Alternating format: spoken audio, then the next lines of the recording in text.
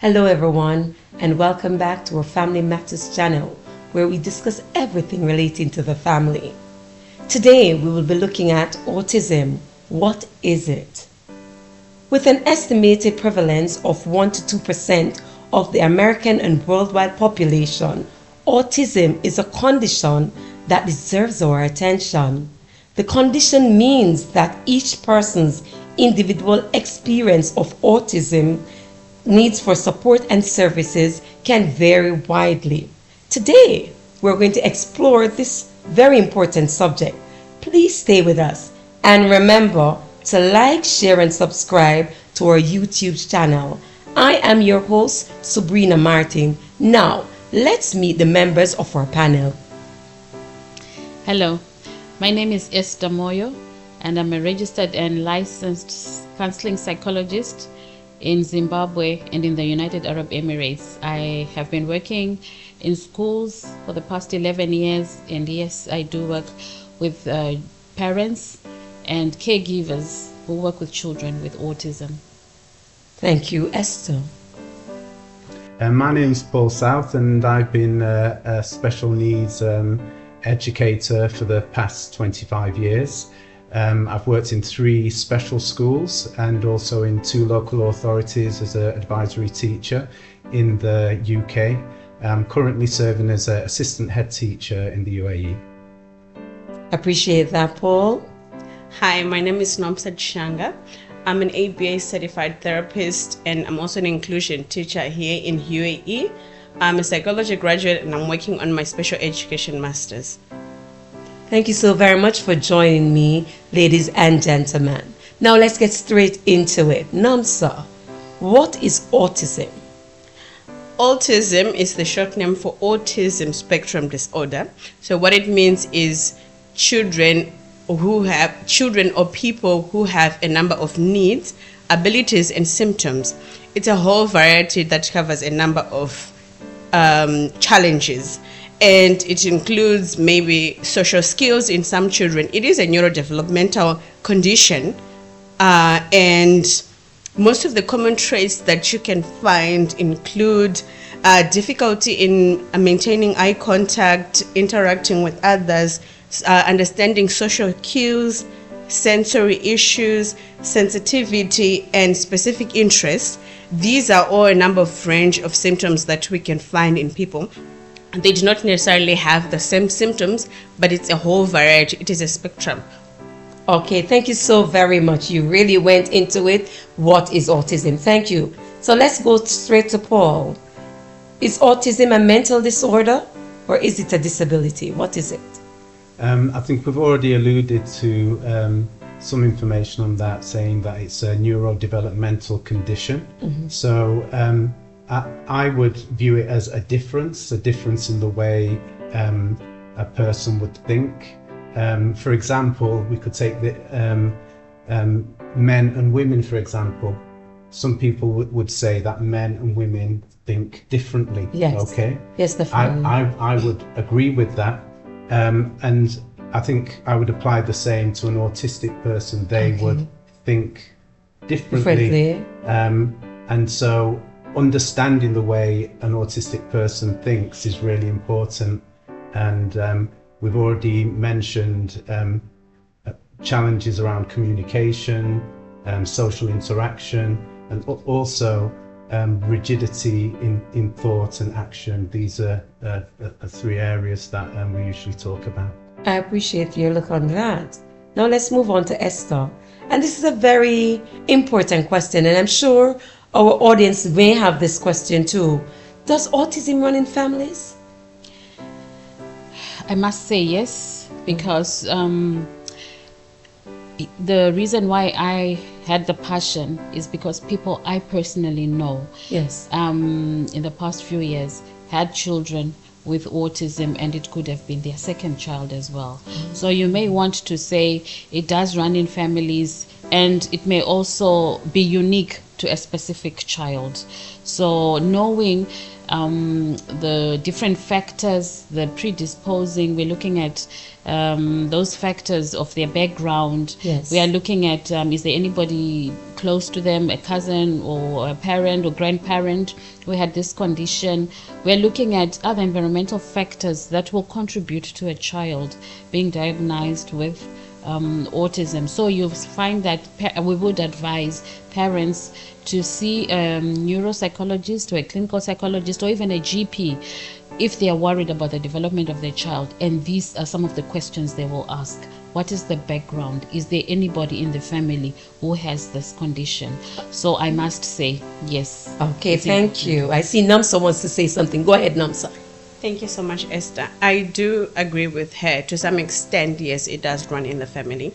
And like she mentioned, we have probably there's a study that was done, up to 60 to 90% of family members end up having autism. And it's really hard or painful for parents who have two children with the same condition. Yes. And you realize that when there is the twins, there's actually fraternal twins, there's actually up to 80 to 90% of both of them could end up having autism. All right, thank you so very much. All right, now this question goes for anyone who wants to answer, or among the three of you who would want to chip in to answer. At what age does autism begin to show in a child? Paul? I'm sorry. Okay. Sorry.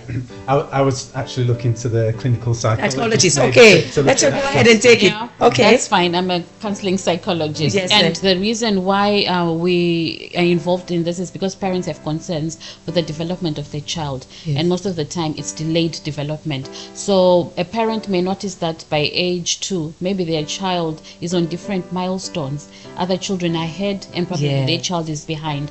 So concerns can start from age 1.8 or age 2. Other children are sitting, other children are playing, other children are not showing, they're not scared of threats, they're not You're not talking? they're not verbal. Yes. And you expect them to start mimicking sounds. And so this is how early it can be, the symptoms can be evident. So we would encourage parents, if they're concerned about a child's development, to seek the services of a general practitioner, a medical doctor, a neuro, or just any psychologist. And that's the first thing they look at. Okay. Yes, their developmental milestones. So it's the Any diagnosis age? can come later, maybe by age 3, because other children can really develop, slowly than Yes. others. And But it does not necessarily mean because they're developing slowly they have autism. this is it. So until a Okay. child is 3, you cannot be definite that it Okay, is so you autism. would put it about 3, thereabout. Go ahead, Namsa. Okay, so you realize with different varieties, some show from as early as 6 months, and we already have concerns because by then children will probably be able to respond to sound, respond maybe to their name being called. And for some, like she mentioned, it's going to take long. There's also regression where they will develop everything according to the milestones up to the age 3, and then it starts regresses. So they have potty trained, they've already started speaking, they're singing, they're doing everything, and then by 2.5 to 3, they stop talking, they stop going to the bathroom on their own. But from as early as 6 months, some you can tell. Okay, thank you. What causes autism, Paul? Well, for sure, the cause has not been isolated. We don't know the reason, and we've just referred to that genetic background of the child, and so that is definitely one thing that we do know. But an actual cause has not been isolated, and obviously there are individuals who have their views and they have their ideas, but nothing really has been backed by research. And I'm happy you said that about the individuals, because we want to put it out there that autism is not caused by bad parenting. It's not caused by vaccine, such as MMR vaccine. It's not linked to diet. It's not caused by an infection that you can spread to other people. So that's definitely something we would want to put out there, because we know that persons have their varying views, and these are some of the views they have. But at Family Matters, we want to put it out there that these are some things that are autism is not caused by. My next question: can autistic people have a normal life? I would say yes, and I think, as I was saying earlier on, autistic people think differently, and they function differently and access the world in a different way. And with the right kind of support, I think they can access the world and have a successful life. But they do need support, and the earlier we can provide that support, we talk about early intervention. Yes. The better for them. So as we've already mentioned, identifying autism at an early age is key to be able to then get that support that they need, so that they can develop the skills in the areas where they need that support. Okay. Namsa had mentioned earlier, but this is a question I want to ask. What are some ways that autism can affect someone? I want to list some causes that you would have seen, some visible causes that you would see that, yes, this is happening. This person seems to be autistic. Let me go with Esther. Okay, I'll just start off by saying parents may observe that their child is not afraid of things that are supposed to hurt. Okay. For instance, if a child is in a swimming pool, when they're let down, they're not scared of drowning. If a child lacks social interaction that you would think it's normal, yes, probably not playing with others, avoiding eye contact, these indicators, they could be red flags. And you may also notice the different sensory needs. A child may not want to eat soft food. Probably the child just wants toasted bread, and they want toasted bread for breakfast, for lunch, for supper. So they're sensitive to the different sensories, and of course, like I mentioned, their eating habits as well. They are indicators. But as parents, you may think, oh, it's just something that's normal. And we would encourage that if this is ongoing, seek advice, talk to people who are able to help you, probably through assessment and diagnosis. One other thing I want to talk about is if you notice that your child is not showing emotions. For example, you're trying to play with the child and the child doesn't laugh. It's an indicator, it's a red flag. If you find that your child just laughs when there's nothing funny going on, that's another indicator, that could be a red flag. So I've just given a few, yes, for those children that are still young. Thank you. And here's another question that persons are asking. Can a child that has autism or that has been diagnosed be a normal person? I must say, yes, the child will be able to function in their capacity. So they may, like we're saying, they're differently abled. Yes. They may not function the way we want. In their own world, things are normal. Okay. And it is the way we view them. So it's to limit or reduce stigmatization and see them as functioning all right in their own world. So I must say, I've known children who grew up and are in university right now. Others are working. Yes. I've been following some on Facebook and Instagram, and we find a 22-year-old girl is employed in some companies. Probably her duty is to iron out towels in a hotel. I've seen I've seen a boy who's working in a restaurant. They love what they are doing, so they are functioning. They wake up in the morning, they go to work. Problem may arise when maybe the child's routine has been changed. Like today, you're not going for your job, and then they start to fuss about it. But what I can say is, in adulthood, they will be able to function if they have received what Paul has said, intervention, therapy, and they will be able to function differently. So I think it's up to in people not to stigmatize them and make it a point that they are not functioning properly. Thank you. Go ahead, Paul.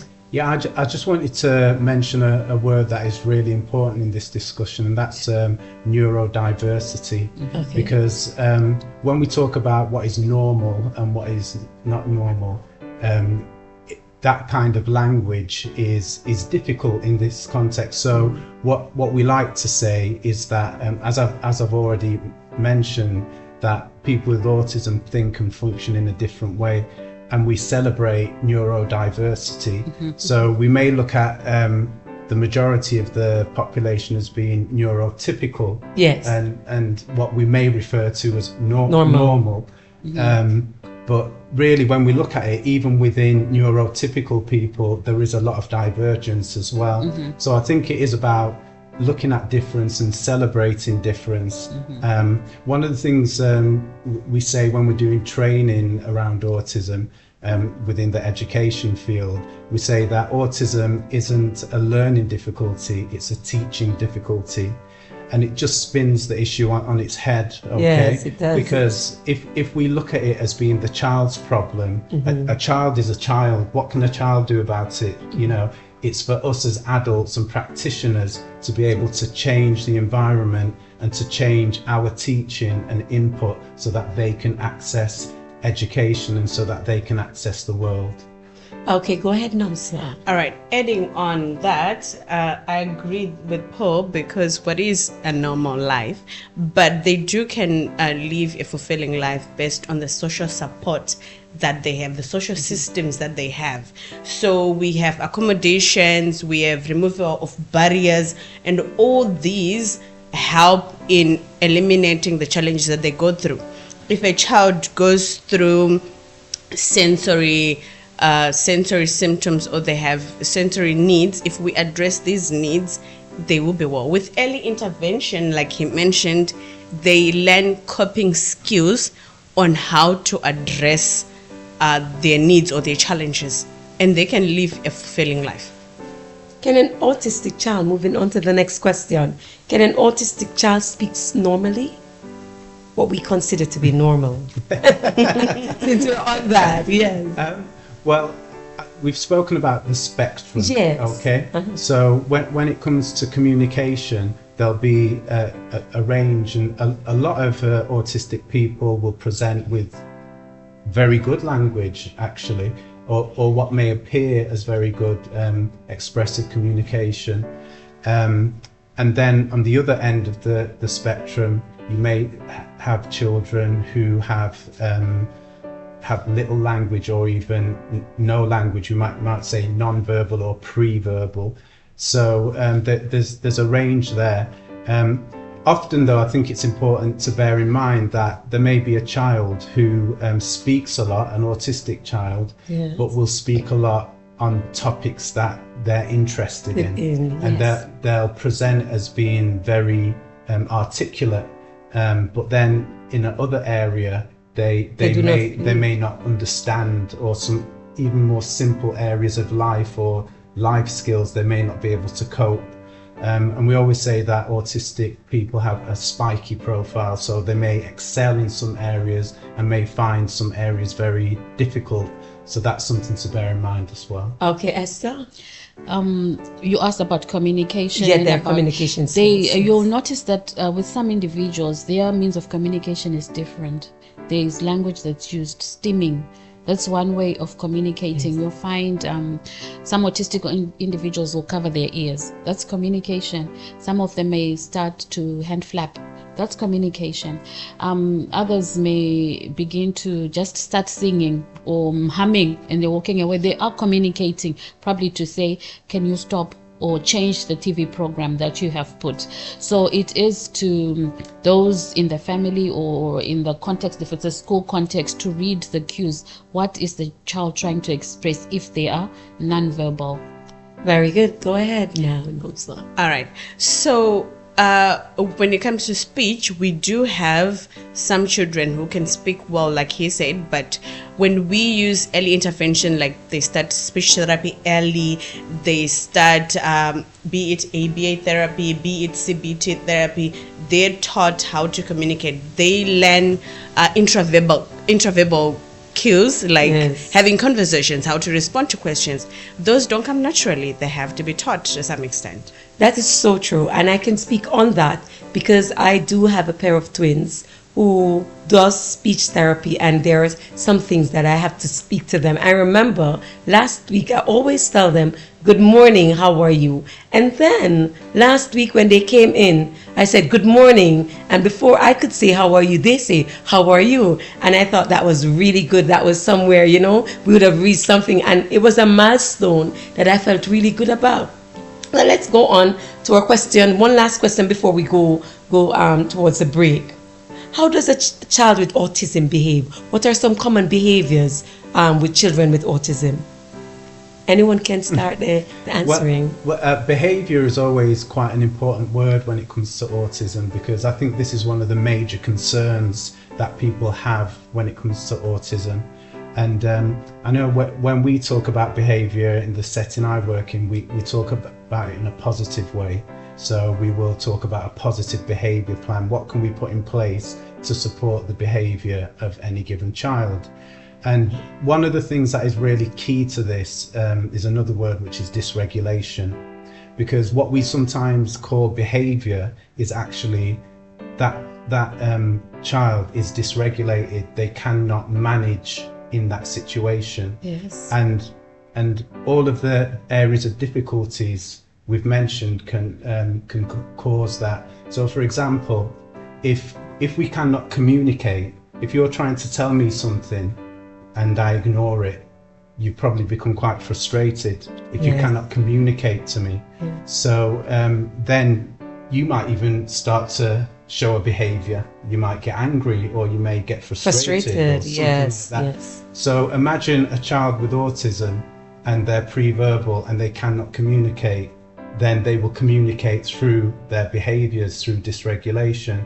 And then when you add to that other areas, like for example sensory needs, okay, if they're feeling dysregulated because there's too much noise, or there's too much there's too much heat, or they're hungry, or there's so many different sensory needs. So now this is being added to the difficulties, and there could be other things as well leading to that dysregulation and what we will label as behavior.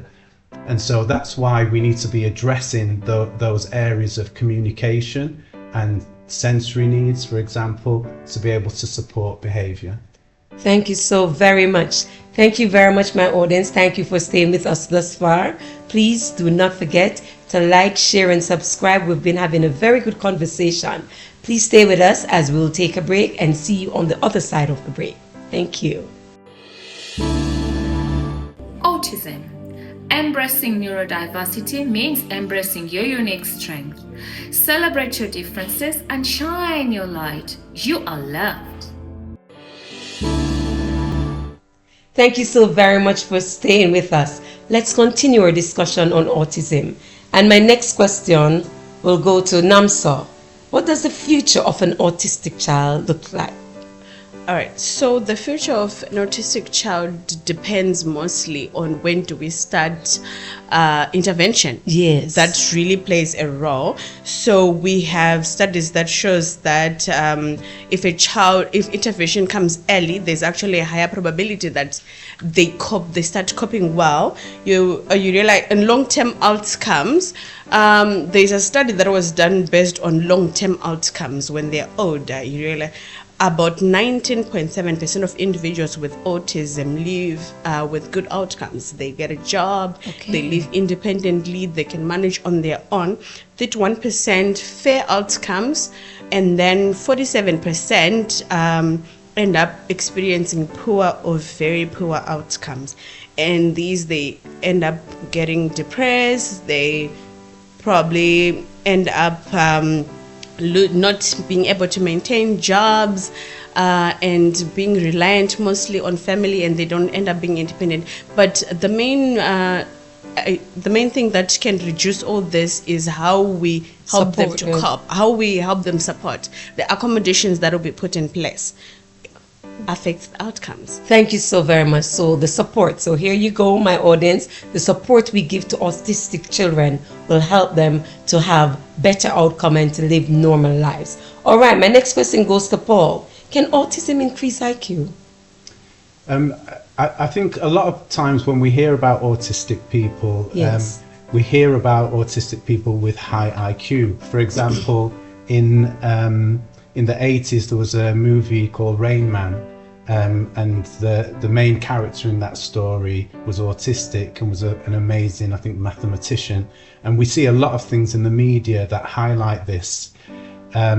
However, the reality is that most autistic children and people have learning difficulties, and that is a reality. But we do like to celebrate those which are the savants, okay? Yes. And within the autism community, or autistic community, there is a higher percentage of savant than you would find in the say neurotypical community, but nevertheless most will have learning difficulties as well. So I think it's good to celebrate that, and one of the amazing things from those with what we would call high IQs, we can learn a lot of information about autism and how people with autism like to be treated, like to be referred to, because they have the ability to be able to share their views, whereas other children or people with autism who have less communication or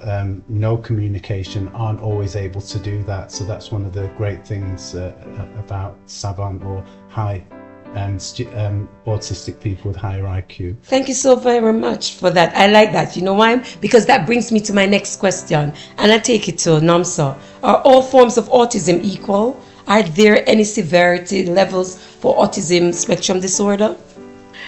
No. So we have different levels when it comes to autism. We talked about the spectrum. We have a number of levels depending on the tests that are used or the assessments. She'll talk about the assessments.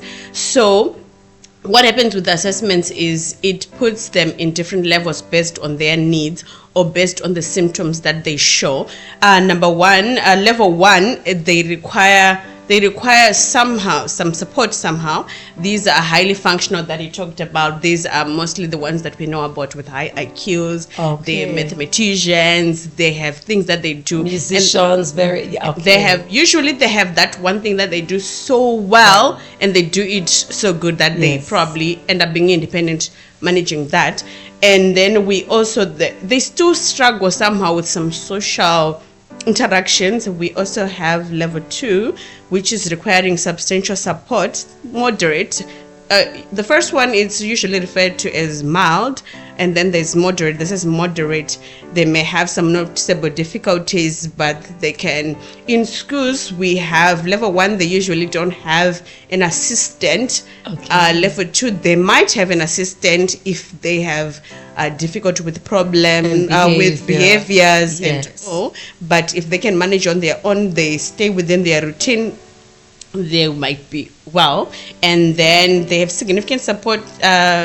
They will manage daily tasks. If they have some support, they can manage. But then the most severe ones, these are the ones that we don't usually hear about. So that's the level 3 one. That's the level 3 one. Yes. It's really extreme. Based on cultural differences, some people usually hide them, so we don't get to hear much about them. Yes, it's really sad. They don't come out. They don't take them to schools because they're shy, or there's a lot of stigma out there. But they do need support. They might need support throughout their lives, but therapy will help them with life skills, daily living. So like putting on their clothes, eating on their own. It helps. These are the levels. Okay, I'm really appreciative of that, and that takes me to the next question that I will take to Esther. What is the best treatment for autism in the world? Well, we've discussed before with the panelists here, and we were saying what we can say is they're different. What we try to call them treatments, but it's also safe to say it may not be treated entirely. individuals that are living with autism may be able to cope or function much better if they do get some therapy. So I know people will say this is the gold standard treatment. They may want to say it's ABA, but you may notice that it's also not widely accepted in some countries. We're just having that conversation. Others would prefer therapy that involves the whole family, and not just the therapist and the individual, but an intervention that involves the siblings, that involves the parents, an intervention that can be applied anywhere, while the child is bathing, while the child is playing outside. So they will go ahead to give you the different types of therapies, but I must say it is safe to say it may not be entirely treated, but individuals will be able to cope with support in their lives. But we cannot say this is the one that treats. Access to different therapies is different. You may notice that the therapy accessed in the United Arab Emirates, where we are living in here, is different from what may be provided in other countries. Probably there are no ABA therapists, but they will find techniques that they can use that will support them. This is it, yes. So they will go ahead and give you the different ones and which ones they have used, I'm sure. Okay. I just wanted to add to that, if it's possible. The word treatment, it's a difficult word for me because, so what again, you prefer, intervention? I'd prefer therapy and support. Okay. Because a treatment almost suggests there's a cure, and we know that there's no cure to autism. So we can put support in place to be able to help them, and that for me is the key. So for example, if they find communication difficult, how are we going to help them to communicate? If they find managing their sensory needs difficult, how are we going to help them to regulate those? So there's a number of different things that can be put in place to help that young person or that child access the world. And I think one of the main points is often when we talk about treatment as well, it's about changing the child or changing the person, but I think our focus should be about changing the environment so that that child can access the world. Okay. So I think that's what for me that's the best approach to take. Okay, Namsa, you had something to add. Yes, thank you, Paul, for mentioning about changing the environment. So I talked about breaking barriers. So we do add a ramp and a staircase as part of our accommodations and breaking barriers. Yes. But we can actually come up with ways where we eliminate. Why do we have to make it like it's an additional, the ramp, like more like we're accommodating somehow, but we can put it in a way that it's just part of our way, it's part of our life. Okay. Most buildings right now, they do agree on we have to put an elevator, we have to put some bathrooms. I've been some bathrooms that are for additional needs, and then I'm like, there's a lot missing in here compared to the other bathrooms, right? We're not really there yet, but I agree with there's no treatment, it's how we can help them to cope on their own. And these are mostly based on their needs. If they have communication needs, let's use speech therapy. There's speech therapy, there's occupational therapy, yes. There is ABA therapy, and it does work for some people, it doesn't work for some people, but there's a lot of ways to help children out there, and we have to research on our own. And then there's also a cognitive behavior therapy. It usually deals with the mind. It tries to change the negative patterns within the brain. And then it's all based on behaviorists, and a lot of people do not agree with behaviorism as a way of teaching behavior, but somehow we still use it and when we raise our children at home. And we also have Early Start Denver model. It's all different ways of teaching. We have sensory integration therapy. We have programs that are really good, like Us Done. It addresses children that are the ones that I said they're level 3. It teaches them life skills, basic life skills, putting on your clothes, eating. It's all part of how we teach. And he mentioned earlier that autism isn't about the learning, but the teaching. The way we're teaching them is probably not working, and if we change our ways, it will make them better to be able to integrate into society. Universally. Thank you. And we have listed some ways, and I hope my audience is taking note. But this is a question that I know that persons who are watching have this question: how long do people with autism live? Is there a lifespan for them? What is it that would allow them to live longer or to die earlier? Is there such, do we have a limitation for the lifespan of persons with autism? Anyone can answer this one. Go ahead, Paul. I see you're trying to think. I'm trying to think of a reason why. Are there any research? Person wouldn't live, live longer or a shorter lifespan than anybody else. I know that there's a word called comorbidity, and so autistic people, generally, if they are autistic, they may have another condition. And one area, for example, is epilepsy. And so there could be an argument that would have an impact on length of life, but it's not something that I have a lot of research or data. I'm not sure if you can help with that, but that would be one area. But again, it doesn't mean that all autistic people are also epileptic, There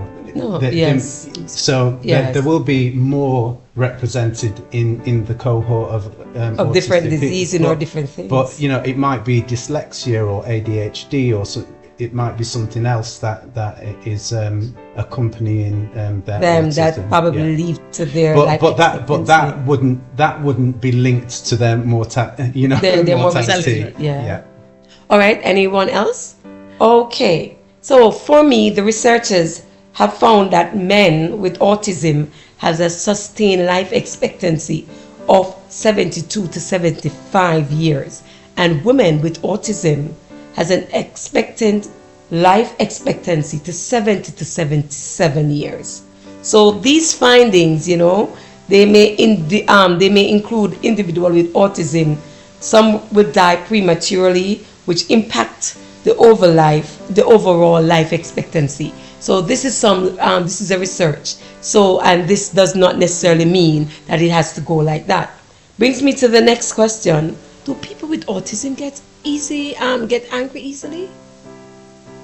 What have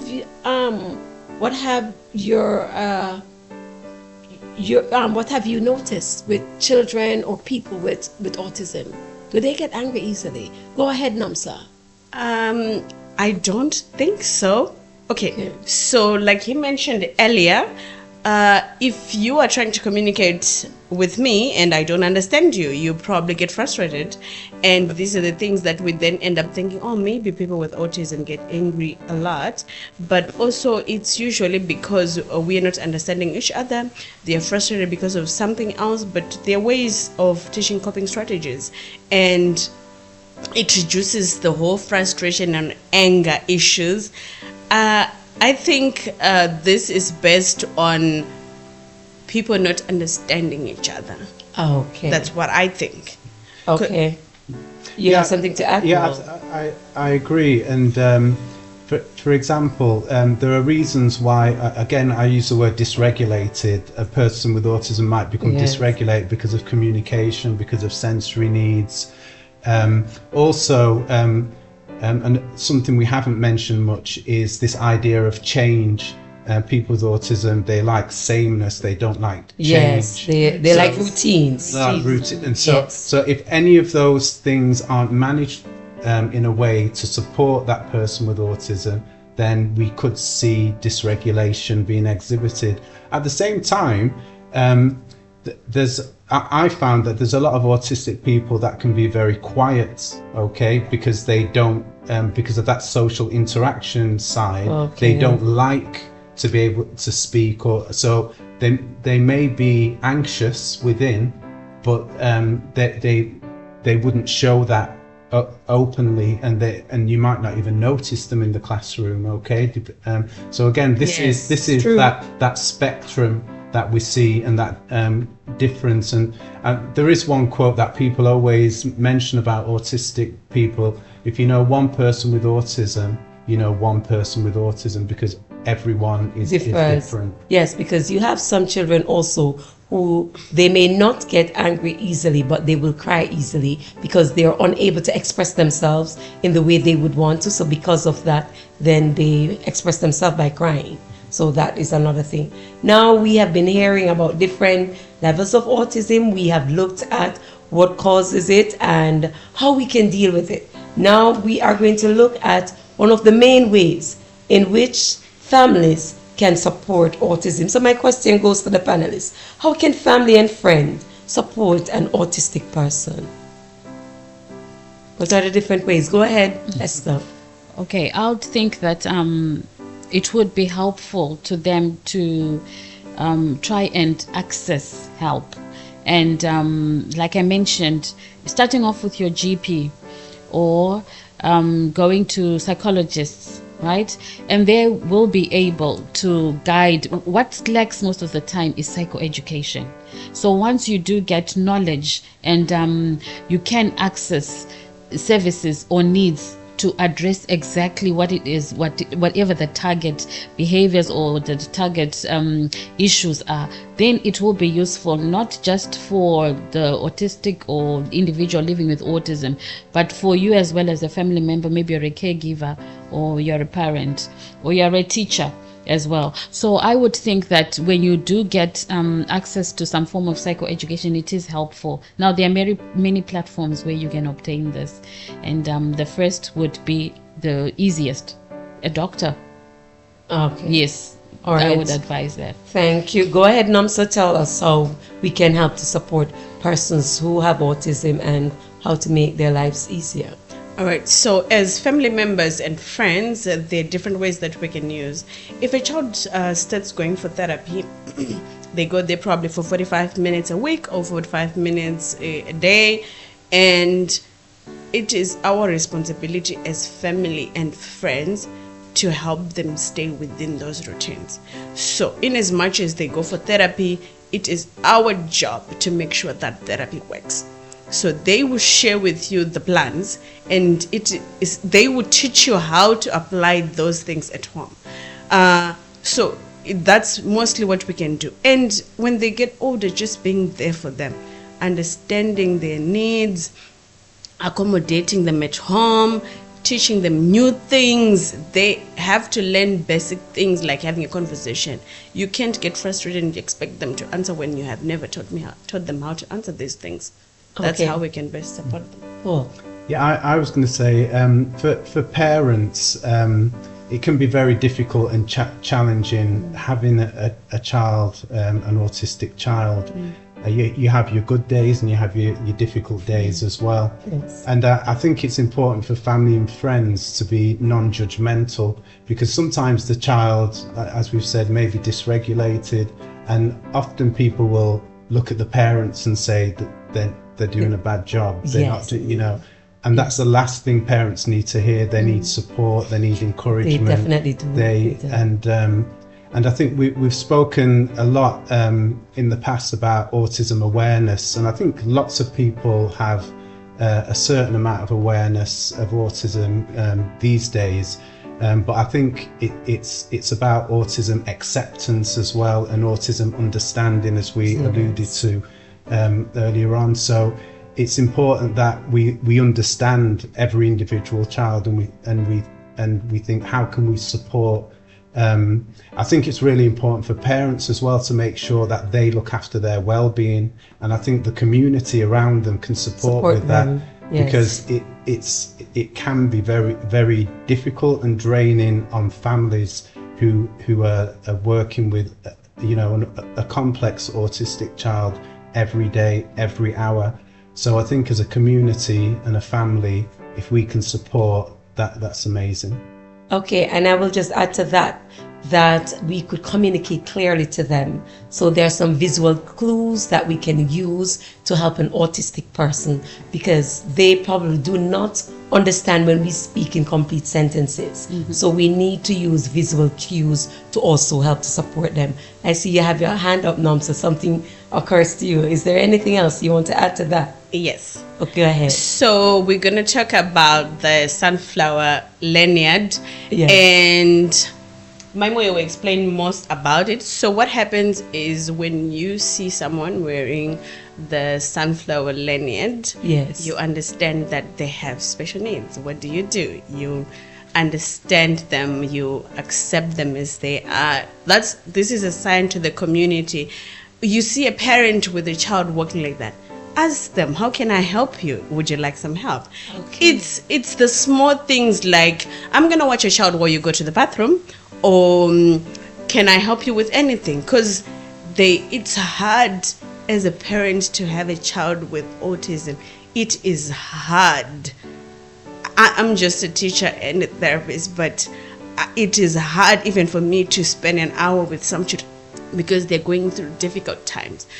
We haven't talked about the hardest ages. When they're still young, Yes. they struggle with, when their tooth starts shaking, it's hard for them. They don't understand what's happening. They've been living this routine life and now their tooth is shaking. So we have to help them. When we see these things, let's try by all means to help them. As a community, it's not common to everyone, especially in developing countries. Not everyone knows about autism And how to deal with it. and how to deal with it. Okay. And like you said, not everyone accepts it. Okay. We still have in some countries where they think, oh, it's probably because of witchcraft that a child is like this. The mother did something wrong when she was pregnant. She probably did this and this and this and this. But do we really have to understand that there is no cause? And women out there, do not worry. Do not blame yourself because this happened to you. This can happen to anyone. And we need the society help. All right, thank you. And I will have Esther continue about the sunflower. Continue. Yes. So we're talking about what we can do as a community, whether you are affected or you are in a community where you are with people who need parents or caregivers. There are support groups available, and some of them are not in person. They're actually online. And April 2 is coming up. It is the World Autism Day. There are free seminars happening everywhere. So parents and the community can access these meetings that will be taking place. There are also free online courses that the community can do. Some are available on the WHO website, supporting people and for caregivers who want supporting people with autism, on Allison, on the free, internet courses that are available. And Paul mentioned self-care. This is important for parents. You also need to focus on yourself. When you do get the strength, then you will be able to focus on the individual who is living with autism. Teachers and caregivers, they also need support. You can see your school counselor when you do feel the burnout, because when you are not in your right place, then it will be difficult to support somebody. So the community has also come up with the sunflower lanyard, like Nomsa has said, and I'm holding it up here. I'll just put it on. This is international, and I must say that globally there are airports who are already issuing sunflower lanyards on their information desks.